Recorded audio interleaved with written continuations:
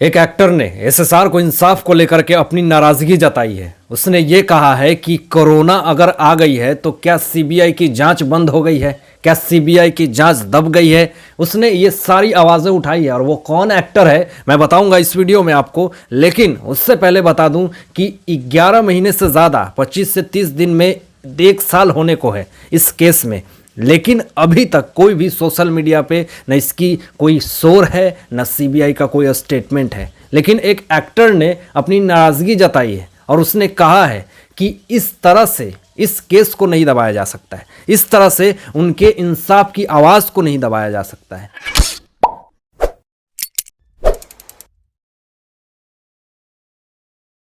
शेखर सुमन का नाम आपने सुना होगा। स्टार्टिंग में उन्होंने एसएसआर को लेकर के बहुत सारी बातें कही थी, रिपब्लिक टीवी पे भी अपनी बातें कही। लेकिन जब अपनी ये ट्वीट करके ये बातें कही कि 11 महीने हो गए हैं और उन्होंने नाराज़गी जताई ट्वीट करके और ये कहा कि क्या इस केस को कोरोना की वजह से दबाया जा रहा है। इस ट्वीट पे एक फैन ने ये कहा कि जब सिद्धार्थ पिठानी की इंगेजमेंट होती है तो तकलीफ होता है, जब सलमान की फिल्में आती हैं तो तकलीफ होता है, रिया को जिम से निकलते हुए देखती हूं तो बहुत ज़्यादा दिल दुखता है, क्या करूं सर, कब एसएसआर को इंसाफ मिलेगा। और ये सोचनीय बात भी है। एक फैंस ने तो ये भी कमेंट किया कि सर कुछ भी हो जाए मैं मरते दम तक एसएसआर के इंसाफ की आवाज़ उठाऊंगा और इस केस को दबने नहीं दूंगा। आखिर कब तक ऐसे ऐसे लोग आकर के अपनी आवाज़ उठाएंगे और कब तक ऐसी बातें कहेंगे कि 1 साल हो गया, 2 साल हो गया। आखिर जब आवाज़ उठ रही है तो क्या सीबीआई को आकर के अभी एक स्टेटमेंट तो एटलीस्ट दे देना चाहिए। हालांकि आपको बताऊं कि जंतर मंतर पे कुछ लोग आवाज़ को उठाने के लिए एकत्र हुए थे, तो उस वक्त सीबीआई ने ये बातें कही थी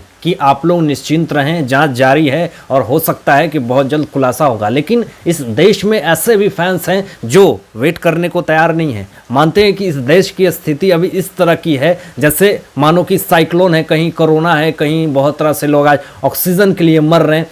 लेकिन इस स्थिति में आवाज़ उठाना भी जायज़ है, क्योंकि आप इस केस को दबा नहीं सकते कोरोना की वजह से। ऐसा शेखर सुमन ने बहुत अच्छी बात कही अपने ट्वीट पे और बहुत फैंस लोगों ने उनको अप्रिशिएट भी किया। जो शेखर सुमन ने ये बात कही कि कोरोना की वजह से क्या एसएसआर का जो केस है, वो जांच है, वो क्या दब गई, तो यहाँ पे ये कहना चाहूँगा कि जो गवर्नमेंटल जो इन्वेस्टिगेशन होती है उसका जो काम होता है वो अलग होता है। नेचर से रिलेटेड समस्याएं आई है उसकी जो राह है वो अलग है।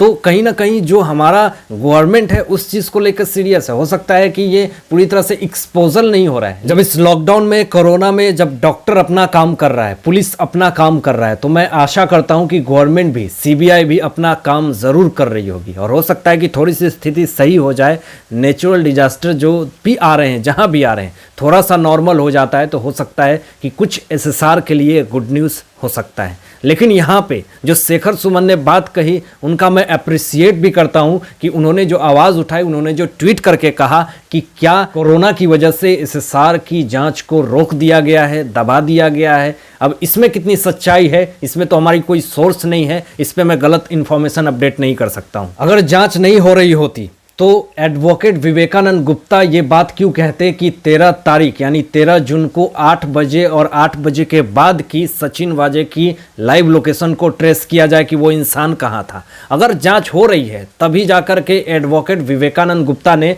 नुपुर प्रसाद को टैग करा था, सीबीआई को टैग करा था, एनआईए को टैग करा था। तो इसमें कहीं ना कहीं हमें लगता है कि सीबीआई अपना काम कर रही है और उसके बाद जो लोग आवाज़ उठा रहे हैं उनका मैं अप्रिशिएट भी करता हूं और इस केस में हमें ज़रूर कुछ अच्छी खबर ज़रूर मिल सकती है। हालांकि आपका क्या सोचना है इन सारे मुद्दों पे, इन सारी बातों पे अपनी विचार ज़रूर व्यक्त करें। तो आज के लिए बस इतना ही, धन्यवाद।